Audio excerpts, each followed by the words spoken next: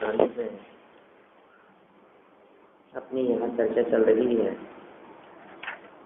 कल जो अपनी चर्चा यहाँ हुई है उसमें हमने ये देखा है कि महामुनिराजों का ये कर्म कुछ भी बिगाड़ने में समर्थ नहीं होते।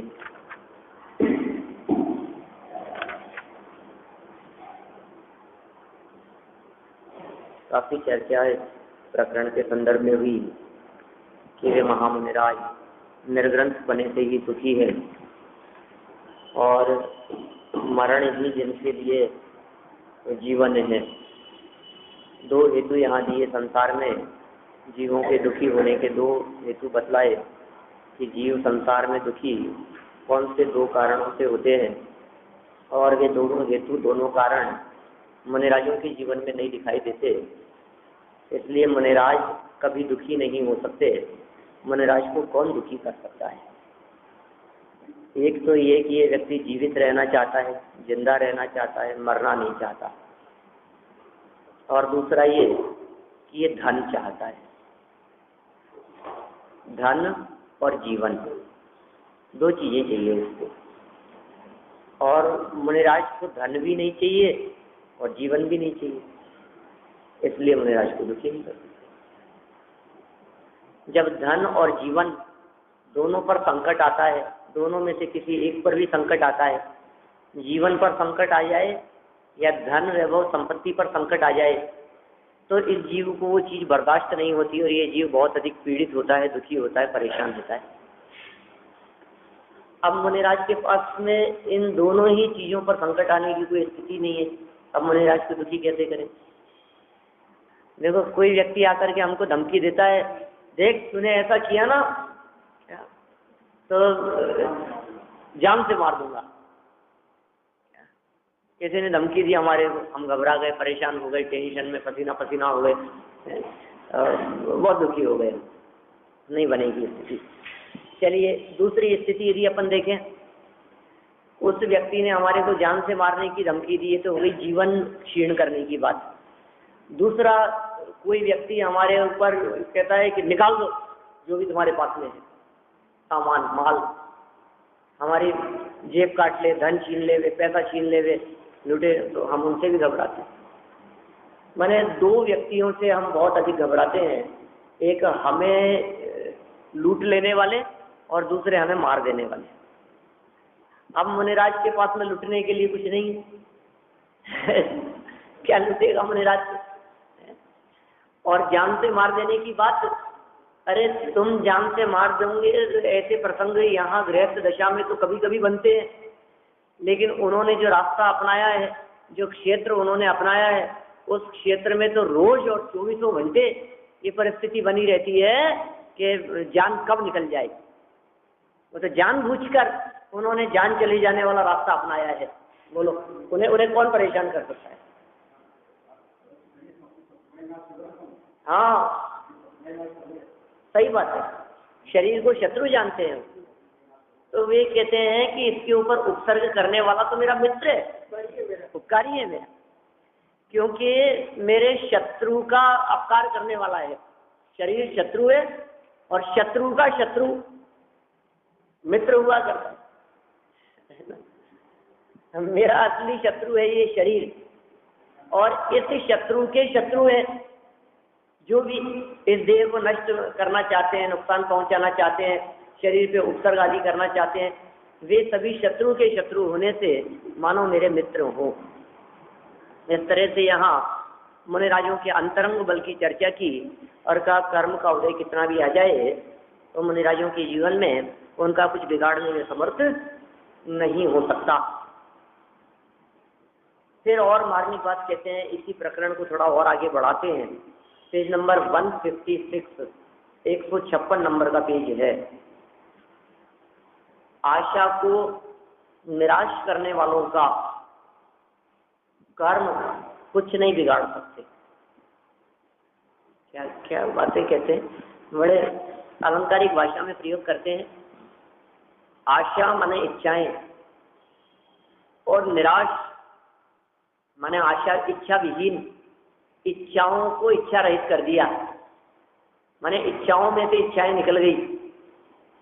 अब इच्छा नहीं बची, ऐसा है। ऐसे जो जीव हैं जिनके हृदय में कोई इच्छा नहीं है, या ऐसा कह सकते हैं जिन्होंने आशा और इच्छाओं को जीत लिया है, जिनके हृदय में भविष्य संबंधी किसी तरह की कोई आकांक्षाएं, अपेक्षाएं, इच्छाएं नहीं है, उन जीवों का कर्म क्या बिगाड़ लेगा? मुझे कुछ चाहिए ही नहीं। बोलो, जो व्यक्ति को किसी चीज का कोई डर नहीं हो, मौत का डर नहीं हो, नौकरी धन का डर नहीं हो, वो व्यक्ति बहुत निर्भीक होकर के विचरण करता है। उसको किस बात की घबराहट है? ये भी देखो आप, जो लोग समझिए आप मिलिट्री में हैं या बड़े बड़े ऐसे ऑफिसर हैं और जो बिल्कुल न्याय और ईमानदारी से चलते हैं, तो वे कैसे भी आतंकवादी हों चाहे दुश्मन हो, कैसे उन शत्रुओं से घबराते नहीं है। वो सामने खड़े रहते हैं, वो बंदूक तान करके दुश्मन सामने खड़ा है तो भी मुस्कुराते रहते हैं, इनसे नहीं डरते हमें इनकी परवाह नहीं है, ये तो हम पहले ही मान करके चल रहे थे, इसमें क्या दम है? तो क्या बिगाड़ लोगे तुम? ज्यादा से ज्यादा क्या कर सकते हो तुम? जान ही तो ले सकते हो ना, ले लो। सामने वाला सोचता है यार ये अजीब व्यक्ति है। तो मुनिराज जिन्होंने घर गृहस्थी परिग्रह सब चीजों का त्याग कर दिया, संयोग वैभव का, अब बोले कर्म क्या बिगाड़ सकते हो तुम? जाओ कर्म और परिचय कर लो, हम तो पहले ही मान करके चल रहे थे। जैसे वो ऑफिसर कहते हैं ना, हमने ये जो वर्दी पहनी है ये जिस दिन पहनी थी तभी हम ये मान करके चल रहे थे कि सीने पर गोली खानी है, कभी तो लगेगी। तो ये मुनिराज कहते हैं कि हमने जब ये वर्दी पहनी थी, धर ले दिगंबर चोला, है ना, ये दिगंबर वेश जब हमने धारण किया था तभी हम ये मान करके चल रहे थे कि ये सर्दी गर्मी के छींटे और आएंगे, ये सब आंधी तूफान चलेंगे, उपसर्ग और परिचयों की परिस्थितियां बनेगी, ये तो हम अपने चित्त में पहले मान करके हमने ये चीजें स्वीकार की है। नग्न दिगंबरत्व को स्वीकार करना उसके पहले की चीज है ये तो। इसलिए हमें कोई चिंता नहीं है, हमें कोई घबराहट नहीं है। कोई व्यक्ति उनके ऊपर आक्रमण कर माथे पे तिगड़ी जलाता है मान लो, तो वो तो मान करके ही चलते, हम तो पहले ही मान रहे थे कि कोई ना कोई व्यक्ति आएगा सर पे तिगड़ी जलाएगा, कोई ना कोई आएगा गरम गरम लोहे की आभूषण पहनाएगा। हम पहले ही मान करके चल रहे हैं कि नंगे पांव जमीन पर चलेंगे तो कांटे चुभेंगे, हम पहले ही मान करके चल रहे हैं कि पाषाण शिलाखंड पर सोएंगे तो नीचे से जमीन चुभेगी, पहले ही मान करके चल रहे हैं।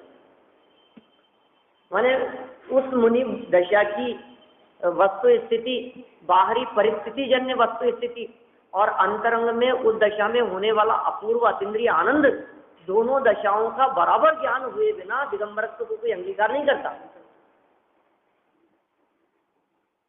और यदि उसके बिना यदि कोई उस दशा को अंगीकार करते हैं तो फिर वे परेशान होते हैं, दुखी होते हैं। क्या?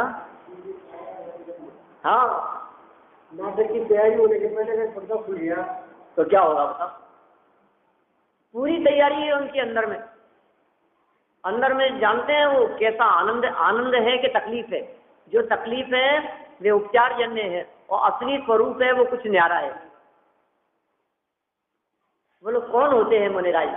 हम मुनिराज किसे समझते हैं? कल शाम को हमारी चर्चा चल रही थी अरहंतों के संदर्भ में, हम 13वें गुणस्थान समापन हो रहा है, आज खत्म हो जाएगा 13वां गुणस्थान।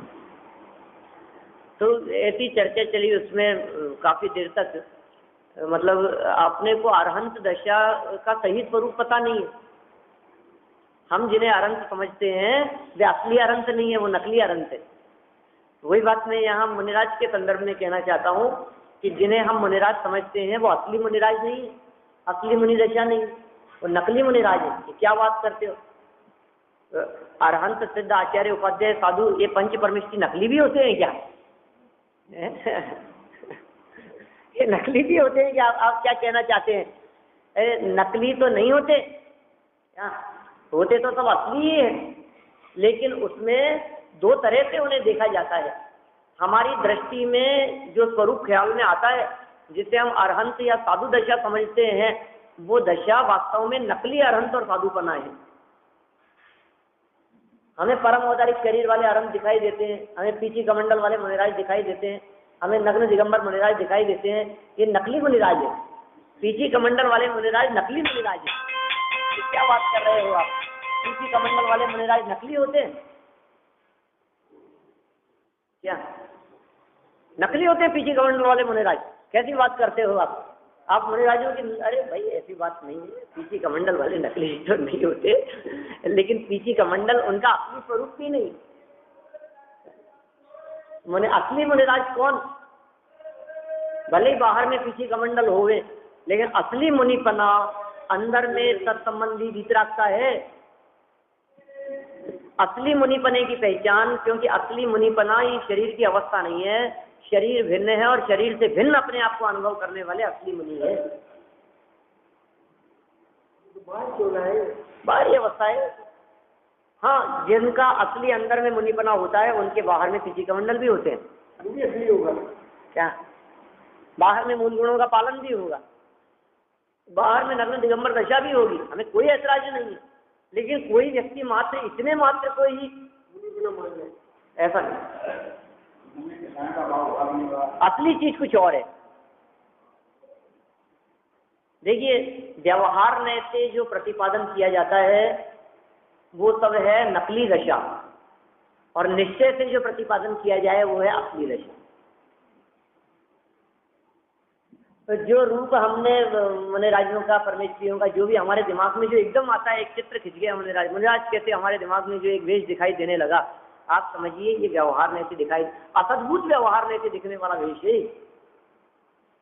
असद्भुत व्यवहार नहीं का मुनिपना असली थोड़ी ने, निश्चय नहीं का मुनिपना असली है। और निश्चय नहीं से मुनिपना क्या होगा? अरिहंत सिद्धाचार्य पाठक साधु है परमेष्ठिपन, सब आत्मा की अवस्थाएं आत्मा ही है शरण। अरिहंत, सिद्ध, आचार्य, उपाध्याय, साधु, इनकी जो बाहर में अवस्था दिखाई दे रही है, ये अवस्था शरीर की अवस्था नहीं, परमोदारिक अवस्था नहीं, पीछे कमंडल वाली अवस्था नहीं, चार हाथ जमीन देख करके चलने वाली अवस्था नहीं, मूल गुणों को पालन करने वाली अवस्था नहीं। इन सब अवस्था, ये सारी अवस्थाएं तो शरीर की अवस्था है। और अरंत अवस्था किस अवस्था का नाम है? मुनि अवस्था किस अवस्था का नाम है? आत्मा की अवस्था का नाम है। आचार्य कुंद कुंद की दृष्टि है।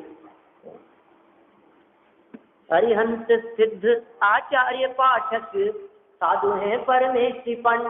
पन मतलब पांच पन।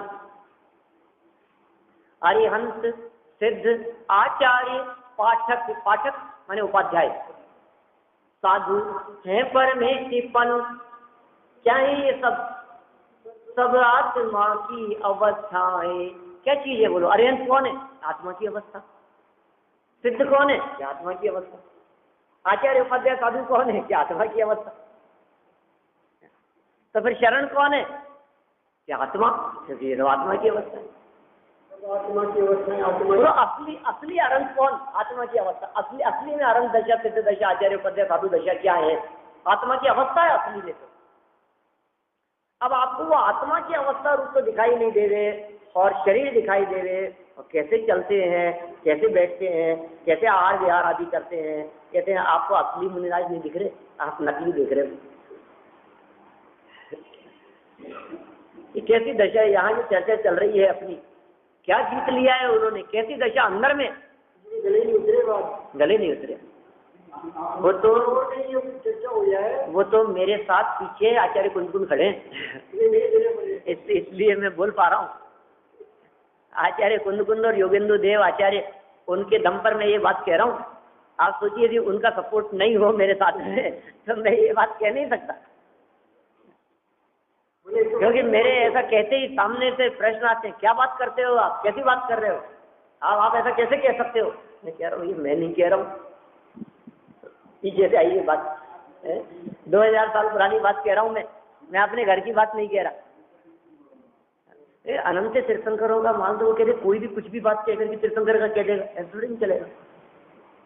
आपको उसको नाम तो खड़ा करना ही पड़ेगा ना, आपको रिटर्न में दिखाना तो पड़ेगा ना। बोलो, हम आचार्य कुंद और योगेंद्र देव की गाथा खोल करके दिखा सकते हैं, उन्होंने लिख करके भेजा है। उन्होंने लिखा है 2000 साल पहले कि भाई आप यदि हमारे को आचार्य कुंद देखते हैं तो आपने हमारे को असली में नहीं देखा, क्योंकि हम जो हैं वे ये दिखाई देने वाले नहीं है 11 साल की उम्र वाले। हम जो ये समय सार आदि ग्रंथ लिखने वाले जो दिखाई देते हैं, प्रवचन सार, पंचास्तिका स्पॉट जिन्होंने लिखा है, ये मेरा स्वरूप नहीं है, ये मेरा मुनिपना नहीं है। क्योंकि मुनिपना तो आत्मा की अवस्था है, शरीर की अवस्था नहीं है। कौन माने, कौन स्वीकार करे इन बातों को? आशा को निराशा में जिसने बदल दिया हो, ये है मुनिपना। उसका कर्म क्या बिगाड़ेगा?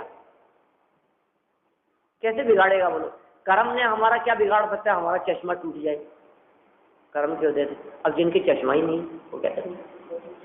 तो बोलो आप कहेंगे साहब ये तो संयोगों की बात हो गई, शरीर पर तो आती है ना, दांत टूट जाए कर्म की वजह से, लेकिन मुनिराज दांत को अपना नहीं मानते ना, देह को अपना नहीं मानते ना। वे जानते हैं बात आंखें भी कमजोर होगी, कान भी कमजोर होंगे, चला फिरा भी नहीं जाएगा, घुटने भी दर्द करेंगे, ये सब शरीर की अवस्थाएं होगी जो भी होनी है। लेकिन ऐसी शरीर की अवस्था होने पर भी मैं शरीर से भिन्न तत्व हूँ, ऐसा अनुभव करने वाले महामुनिराज होते हैं।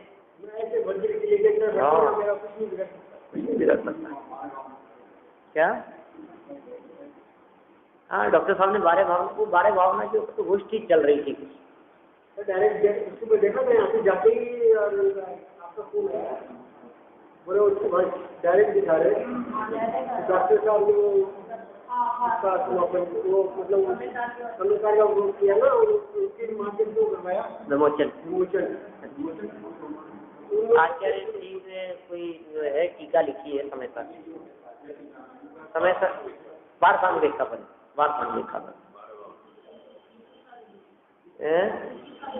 विश्व सागर जी ने, वो उनकी प्रकाशित हुई है तो उसका विमोचन किया है। हाँ, ग्रंथ वारसाणु देखा आचार्य कुंदकुंद स्वामी का ग्रंथ है 12 अनुप्रेक्षा, तो उसी के ऊपर कोई विद्वत गोष्ठी वगैरह भी चल रही थी और उसके ऊपर उन्होंने कुछ बोला भी।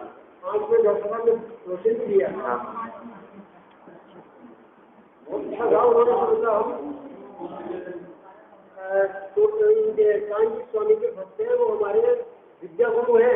किसने कहा? डॉक्टर साहब ने, जो हमारे विद्या गुरु है, उनसे ज्ञान प्राप्त हुआ है, लेकिन जिन धर्म में देवशाल गुरु निर्देश मुनि है वही बात पूजनी है, वंदनीय है, अच्छे ढंग से पूजा की योग्य है।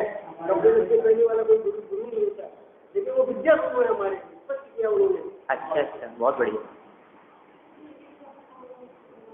है। अच्छा, एक एक शब्द तो ज्यादा तो जो बोलते हैं वास्तव में तो उनका तो एक एक शब्द ऐसा होता है बहुत बुद्धिपूर्वक विचार पूर्वक। आपने गुरु का नाम भी लिया है कि हमारे गुरु है, विद्या गुरु है ये हमारे, लेकिन देवशाल गुरु वाले गुरु नहीं है। स्पष्ट कहा है, मतलब सभी लोगों को जो धर्म मानते हैं ना, लोग आज ये सब इन्हीं को मुनि मानते हैं, औरों को मुनि नहीं मानते हैं। मतलब मुनि तो निर्देश मुनि ही मुनि है। सही बात है। और वो मुनियों की भक्ति बोला हम लोगों की विद्या में है, तो किसी को क्या बता सकते हैं। सही बात नहीं, ये बात तो सच्ची है, इसमें क्या है। अब लेकिन कुछ यद्वा तद्वा किसी का आचरण यदि कुछ दिखाई देवे तो हम कैसे मान सकते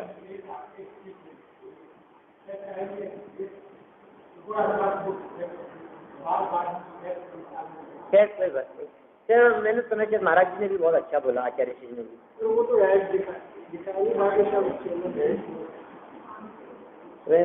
सुना कुछ लोगों से, उन्होंने भी अच्छा बोला कि डॉक्टर बारेली यहाँ आए और हमारे बहुत अच्छा लगा। और तो आप थे क्या कोई वहाँ? आप थे वहाँ? मतलब उन्होंने वैसा भी कहा बतलाया कि मेरे हमेशा मैं जहाँ भी जाता था वहाँ समाज का एक पार्ट, एक अंश छूटा रहता था, और मुझे बहुत खुशी है कि आज डॉक्टर हुकम चंद जी बारेली यहाँ उपस्थित हैं, तो इनकी उपस्थिति में उसकी भी पूर्ति। क्या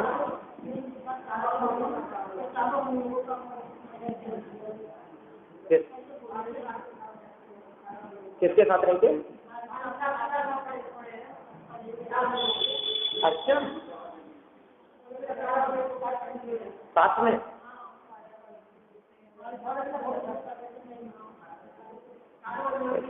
क्या चलिए, अरे उनका डॉक्टर बारेल साहब का भी योगदान कम नहीं है। उन्होंने 60 साल पहले तो पूजाएं लिखी है, सोचो आप उन लोगों की 6000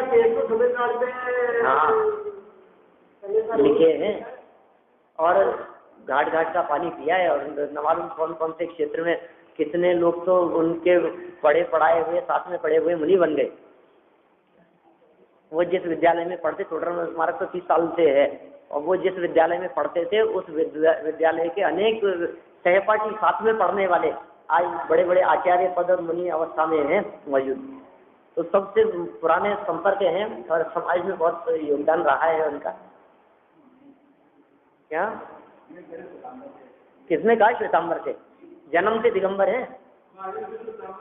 किसने कहा? जन्म से दिगंबर है। वो दिगंबर है, उनके पिताजी दिगंबर है, उनके सब दिगंबर ही है।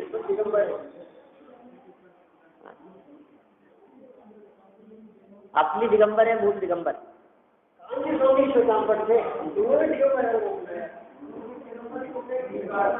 चलिए खैर, उससे कोई मतलब नहीं है, ठीक बात है। खैर अपने को क्या करना है, ये बात अलग है कि पिछले 60 साल से वे श्वेत अंबर ही पहनते रहे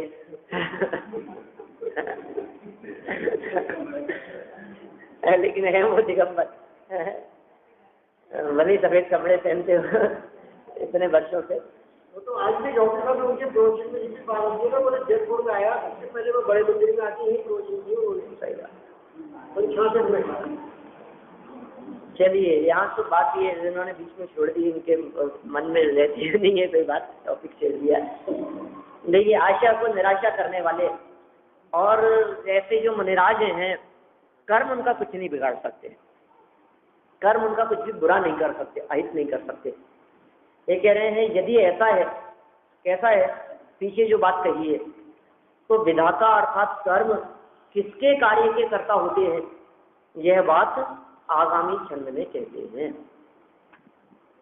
1 नंबर पॉइंट दिया है यहाँ नीचे, किस जीव को दुख में निमित्त हो सकते हैं, माने कर्म किसके दुख में निमित्त होते हैं, ऐसी बातें यहाँ आगे कहना चाहते हैं। 163 नंबर का श्लोक है, अनुष्ठुप छंद बोलते हैं अपन।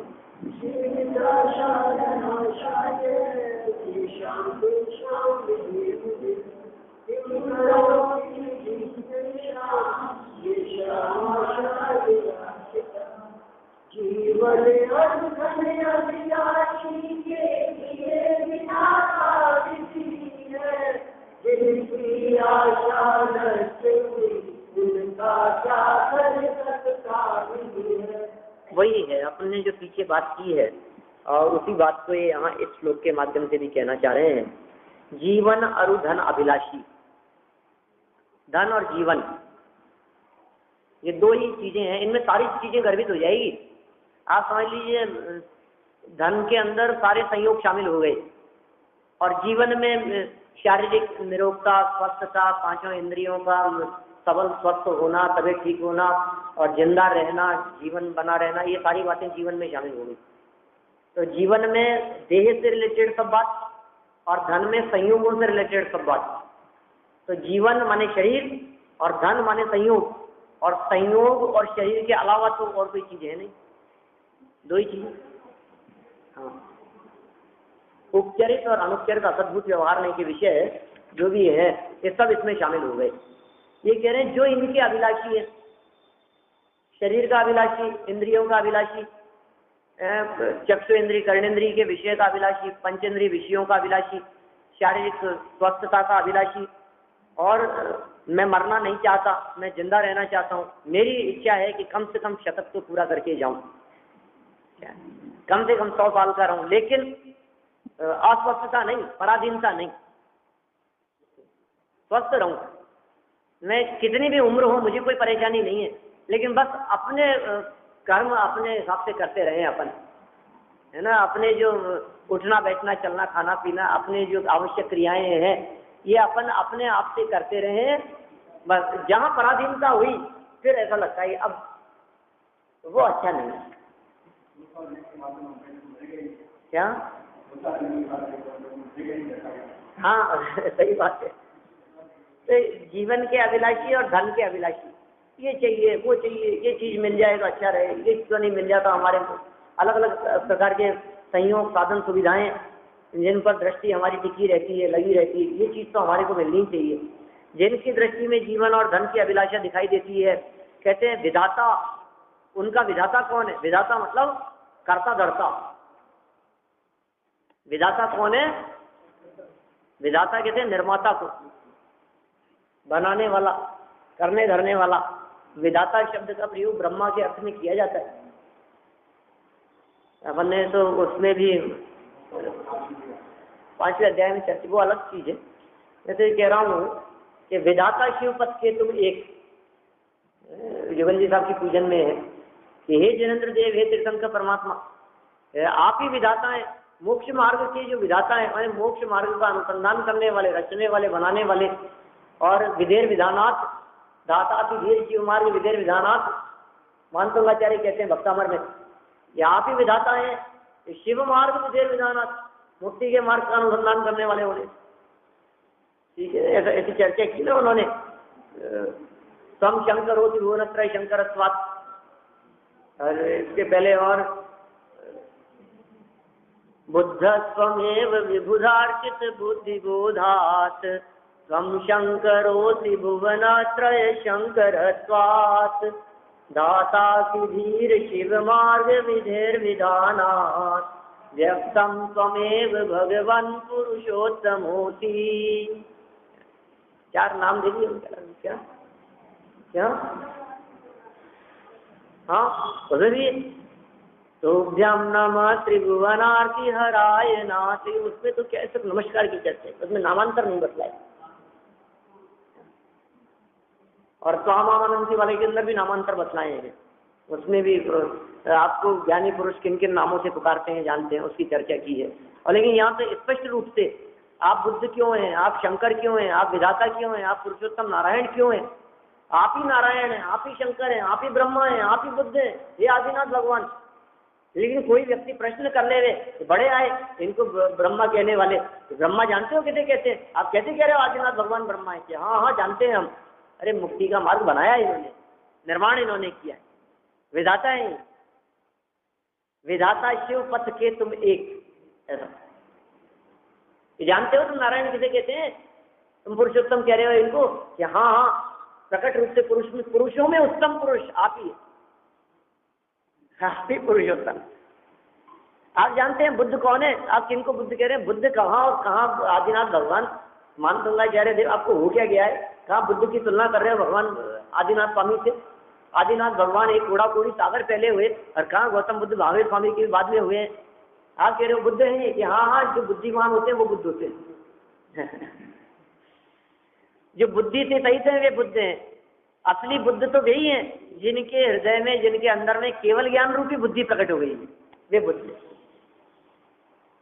असली बुद्ध हैं जिनकी बुद्धि को बृहस्पति जैसे भी पूजते हैं, वे बुद्ध हैं। विबुद्ध अर्चित बुद्धि बोधात बुद्ध त्वम एव, त्वम एव, तुम ही हो, त्वम एव, और कोई नहीं, आप ही हैं बुद्ध। बाकी जगत में जिन्हें बुद्ध कहते हैं वो कोई बुद्ध नहीं, मैं क्या बुद्ध है। जैसे यहाँ सभा में आ गए तो बंशीधर जी की सभा में, अरे तुम कहाँ बंशीधर, बंसी हो तो बंशीधर हो, बंसी नहीं है तुम्हारे पास में, तुम काहे के बंशीधर? उन्होंने कहा अरे जो बंसी रखते हैं वो असली बंशीधर नहीं होते, हम बताते हैं बंशीधर का अर्थ क्या होता है। टोटमल जी ने उसको स्पष्ट किया, अगर तुम किसी का नाम बुद्ध होने से बुद्ध हो गए, नहीं नहीं, किसी का नाम महावीर होने से कोई महावीर नहीं होता। हम बताते हैं जिन्होंने मोर आदि शत्रुओं को जीता हो उन्हें महावीर कहते हैं। हाँ, नाम अमरचंद्र तो मरेगा नहीं क्या? किसी का नाम अमरचंद्र रख लिया जाए तो क्या उसका मरण ही नहीं होगा? ऐसा थोड़ी नहीं। किसी का नाम लक्ष्मी देवी हो तो क्या वो बहुत वैभव संपन्न हो जरूरी है? और किसी का नाम भगवान दास हो, सुनाया करते थे पंडित साहब, याद तो नहीं मेरे को ख्याल है। अमरा जी, अमरचंद जी, मरता सुनिया है, सुखिया जी बेहाल, लक्ष्मी छाना बीनती जो को ढंडन पाल। हाँ तो सुनाया करते थे वो। तो कैसी दशा है, नाम ढंडन पाल था, बड़ा मजाक बनाते थे, तो उन्होंने अपना नाम बदल लिया, और नाम बदल करके उसने कुछ नाम रख दिया, अलग नाम रख दिया, वहां देखा तो उस नाम की निंदा होती हुई दिखाई दी, तो फिर नाम बदल करके फिर और कोई नाम रख दिया। हाँ, किसी की शव यात्रा जा रही थी, मुझे क्या नाम है, अमरचंद जी। हाँ, अमरचंद जी मर गए। चाने बीन रही थी एक महिला, तुम्हारा क्या नाम है, लक्ष्मी भाई। लक्ष्मी चाना बीन थी। और तीसरा, और सुखिया, सुखिया बेहाल। अरे इनका नाम सुखिया है और ये बेहाल दिखाई दे रहे, परेशान हो रहे, तो अपन तो चौके हैं टन पाली। इस नाम में क्या दम है? इस नाम में कुछ दम नहीं है, ये नाम तो ऐसे बदलते रहते हैं। असली बात तो काम की है। तो तीर्थंकर परमात्माओं के जो नाम है, जो इंद्रादिक के माध्यम से 1008 नामों से उनकी स्तुति की जाती है, वे सब सार्थक नाम है उनके। ये जीवन में ऐसे हजारों नाम दिखाई देते हैं तीर्थंकरों के जीवन में, हजारों जो भी उत्तम नाम और उत्तम गुण दिखाई देते हैं, क्योंकि उनके जीवन में अनेक प्रकार के गुण हैं और उन गुणों से जो युक्त हैं वे तीर्थंकर परमात्मा वास्तव में असली में पूज्य हैं। यहाँ कह रहे हैं हमारा विधाता कौन? मूर्खों का विधाता तो यही होता है, क्योंकि उन्होंने अपनी बात पर पुरुषार्थहीन होते, हमने हमारा सब कुछ कर्मों के हाथ में सौंप दिया। क्या करें साहब, जैसा कर्म का हो जाए, हम क्या करें साहब, मैं क्या करूं। जैसे पुरुषार्थहीन व्यक्ति होते हैं ना, कोई भी काम खराब गलत हो जाने पर वो तुरंत उस चीज के, उस कार्य की जो ब्लेमिंग है वो किसी और के माथे, मैं कहता ये इसने ऐसा कर दिया, इसने ऐसा, मैं क्या कर सकता हूँ। मतलब खुद ही फटाफट मतलब दूसरे के माथे पर पटक देते हैं। कहते हैं ये पुरुषार्थहीन लोगों के काम है। दुनिया में ऐसे लोग बहुत होते हैं। हमें जो ये जगत के जीव दिखाई दे रहे हैं, ये सारे जगत के जीव जो दुखी होते हुए दिखाई दे रहे हैं, वो क्यों? क्योंकि उन्होंने अपना विधातापन उन्होंने कर्म के हाथ में दे दिया। जो जीव धन की अभिलाषा रखेंगे उनका विधाता कर्म है, जो व्यक्ति जीवन की अभिलाषा रखेंगे उनका विधाता कर्म, कर्म ही उनका विधाता है। ऐसा है, माने बड़ी विचित्र है ये सब स्थिति। जीवन और धन अभिलाषी के लिए विधाता विधि है। विधाता विधि, विधि मतलब कर्म। विधि की विचित्रता दिखाई थी पीछे, वही कुआं खोदने वाले व्यक्ति की जल पाने के लिए मनुष्य ने खोदना शुरू किया, अंत में जाकर के कह दिया कि ये विधि का विधान है कितना क्रूर। विधि मतलब किसका विधान? कौन सा विधान? ये विधि का विधान कौन सा विधान है? हमने कई विधान पढ़े हैं, शांति विधान, पंच परमेश्वर विधान, रत्नत्रय विधान है, सिद्ध चक्र विधान, इंद्रध्वज विधान, कल्पद्रुम विधान। ये विधि का विधान कौन सा है? ये कौन सा विधान है कि भैया ये विधान वो है जो विधान करता कोई नहीं है लेकिन घटता सबके जीवन में है, ये वो विधान है।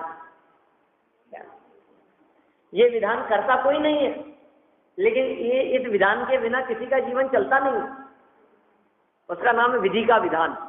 विधि माने कर्म, कर्म की जो रचना है, कर्म का जो स्वरूप है, कर्म के उदय जन्य बनने वाली जो परिस्थिति है सहज हुआ करती है। बड़ी अद्भुत स्थिति है, बड़ा स्वरूप ही कुछ अलग प्रकार का है। ये कह रहे हैं विधाता कौन है? किसका विधाता? कि जो व्यक्ति धन चाहेगा और जीवन चाहेगा उसके लिए विधाता विधि ही है, लेकिन जिनकी आशा नष्ट हुई, दूसरी पंक्ति के अंदर कितना मर्म भर दिया है। पहली लाइन हमारे लिए और दूसरी लाइन मुनिराजों के लिए, ऐसा है। पहली लाइन में हम आ गए हैं, कौन? जीवन और धन के अभिलाषी।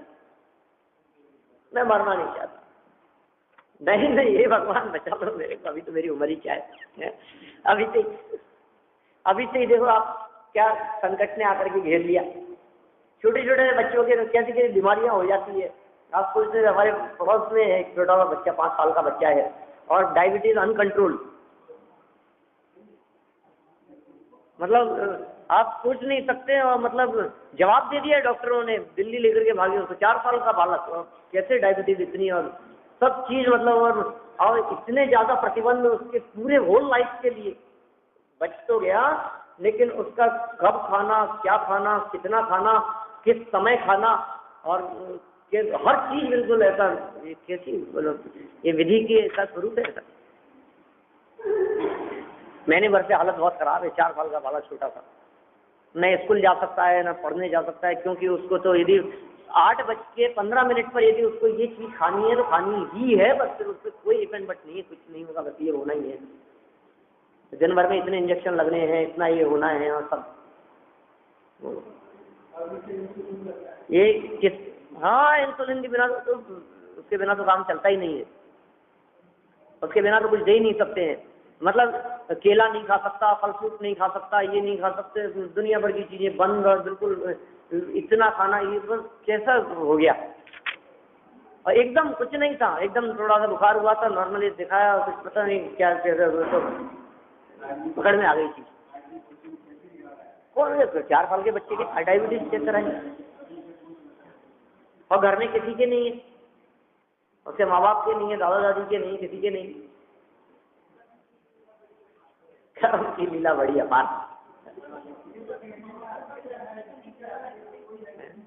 क्या अपाता के उदय में क्या क्या ऐसे काम है जो अपाता के उदय में नहीं देखे जाते हैं।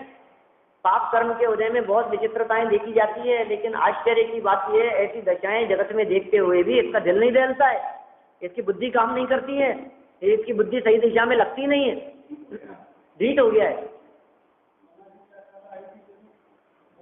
आपको गणा जी की असाता दिख रही है, आपको अपनी असाता दिखनी चाहिए। सबको अपनी अपनी असाता।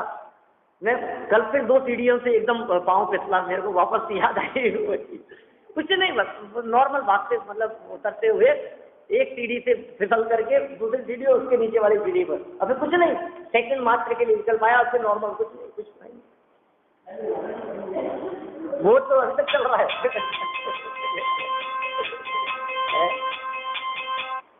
क्या करें, लेकिन कभी भी हो सकता है। तो कल तो बाद में मैंने उसके बारे में विचार किया, यार ये स्थिति कभी भी हो सकती है, जबकि बहुत ऐसा कोई बहुत उसमें नहीं था, मैं बहुत नॉर्मल वे में चल रहा था, कोई जमीन पर गीला नहीं था, कुछ नहीं था, लेकिन कभी भी शेयर हो सकता है यार, ये झटका तो कभी भी लग सकता है, खतरनाक है ये स्थिति।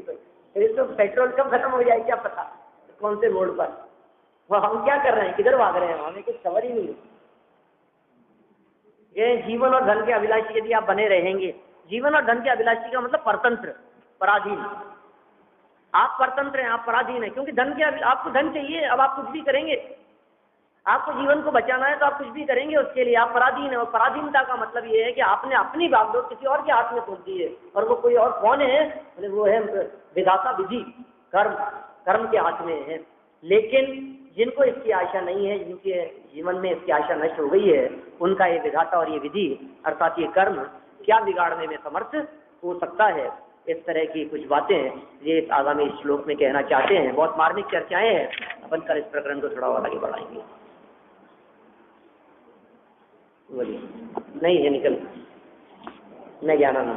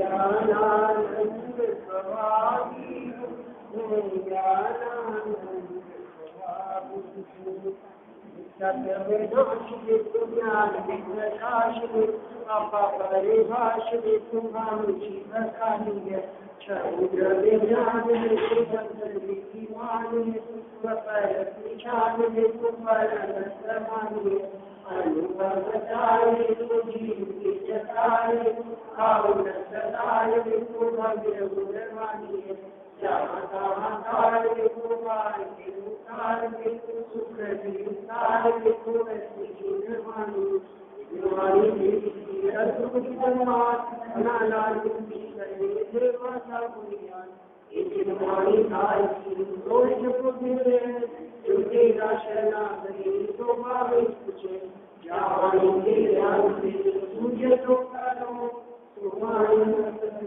जगह से